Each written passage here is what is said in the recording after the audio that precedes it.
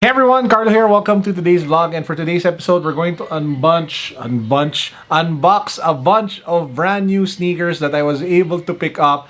Some of these are actually gifts, so they're not in my size. But I just want to tell you, I just want to unbox them first, share them with you, and then talk about the shoes. So if that interests you, let's go.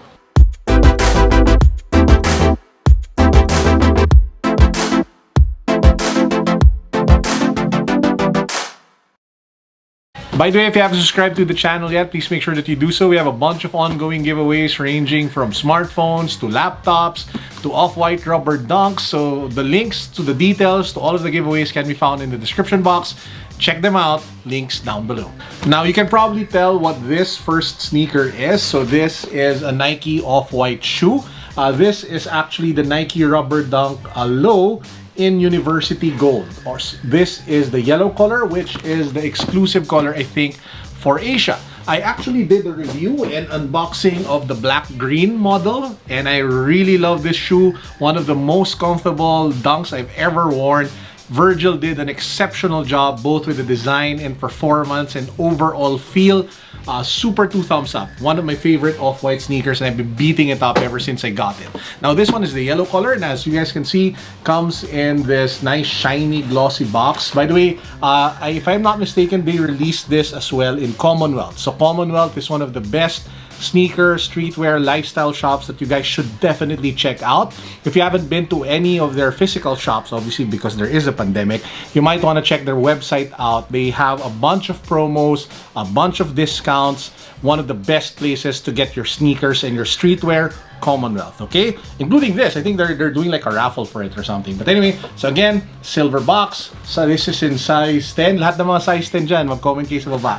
Hindi naman sa ipaparaffle ko siya. Sinabi ko lang, mag-comment lang kayo. So if you pop the box open, you have that yellow tissue paper of off-white for their fall-winter collection, if I'm not mistaken.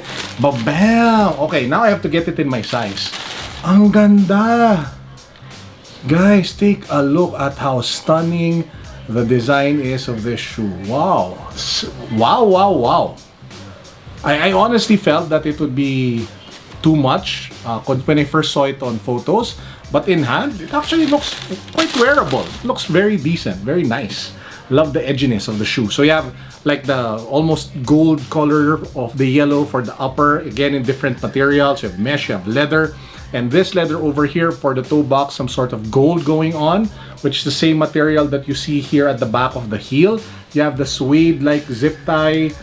Man, you have of course, you have the details and the address of Nike, which is very off-white, and multiple textures, multiple layers. I think I'll have to get one in my size now. So, hindi lang talaga siya pang regalo, you know. So, anyway, visible air unit. Again, if you guys missed my review of the off-white rubber dunks in the black and green, I'll link it down below. I really love the shoe. One of my favorite off-white sneakers. It really is so much more wearable because it's just super comfortable. One of the most comfortable dunks I've ever worn. So again, that's the first sneaker that I wanted to unbox for everyone. This is the off-white Nike rubber dunks low in University Gold. Now the next two sneakers are from a lesser known brand. It's called Brand Black. So Brand Black is, I think, based out of Los Angeles, and they were founded in 2012. And the primary intent of the founders was to find the intersection between the comfort that you get out of performance running sneakers with everyday lifestyle shoes. So sounds awesome, right? And to be fair to them, they've really done a great job. I have a Brand Black pair of my own. I've been rocking it a lot throughout last year, and it is quite comfortable despite the chunky size. So we have two sneakers from them. By the way, these are both on sale on the Commonwealth website as well. I think it's like 25 or 30% off. I'll link them down below just in case you guys want to pick one up. So first up, this one. This is called the Spectre, the Brand Black Spectre. So you have Brand Black written, Los Angeles. This is size 10 as well. Lahat ng mga size 10 dyan, kaway-kaway, mag-comment sa baba. So if you pop the box open, bam! Linis! Ganda talaga. Take a look at that, guys. So despite it being kind of chunky, as you can see, it's kind of big. You have a kind of exaggerated midsole, wavy midsole. This is very light. So it's a very lightweight shoe that you can easily wear. It's like a more structured Zoom Fly if the Zoomfly was really meant for fast running, this gives me the Zoomfly vibes, but it has a thicker base, wider base, and much more sportive. Now you have textured upper, you have some fuse overlays, you have some transparent panels as well, so if you want to play around with your socks, mix of white and off-white and cream. You have the Vibram midsole over here, which makes it so much more comfortable. And again, you have the rubber outsole to protect the Vibram midsole. Really nice shoe. Really loving the design. And this one, I think you can get for a little less than 8,000 pesos with the sale. Again, the link can be found down below. You have two options for laces. You can go with white. You can go with black. Again, this is called the brand black Spectre in OG white. I have another sneaker from brand black, which we will now unbox as well. So if this was called the Spectre, this second one is called the Kite Racer. So over here, Kite Racer size 10 in black camo. So that's what it's called. So again, same blacks, same box, brand black, Los Angeles. If you pop it open, same tissue paper, and then, babam, ganda, angas, no? Again, really gives me the Zoomfly vibes together with that almost the same tongue construction.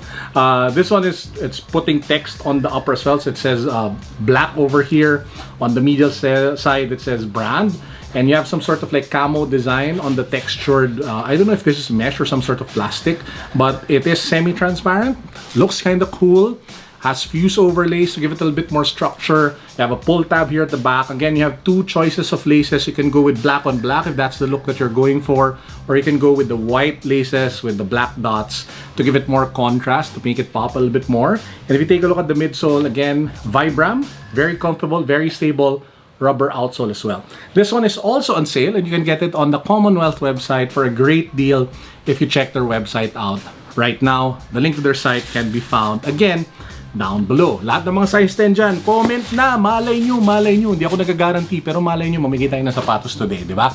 So those are the three sneakers that I wanted to unbox. Obviously, I didn't intend for any of these shoes to be for me. They're actually gifts for good friends and colleagues and business partners. But after, can I just say, I honestly didn't feel that I would get the yellow. Kasi I have my eyes just on the black green, which I just showed you recently.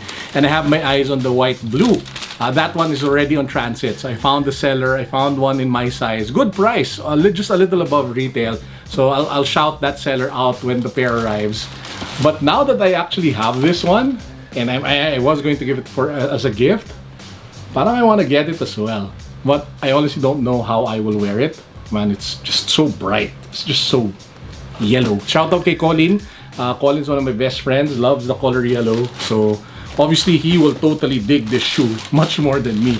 But anyway, so that's actually it for this very quick triple unboxing of sneakers. If you guys missed my earlier vlog, the one that came out before this, I actually did a quick review of one of the most comfortable sneakers that you guys can get for under 5,000 pesos. Let me get it. It's still here at my back. This is the Peak Tai Chi 2.0. So this is an early pair that I got from Peak Philippines. It will be available on sometime in November, but it's already listed on Lazada, but out of stock. So what you can do is, if you want to buy one, is that you can actually add it to cart already or add it to your wish list so that when it becomes available, you will get notified. Guys, one of the most comfortable sneakers that you can buy for under 5,000 pesos. I kid you not. Watch my review.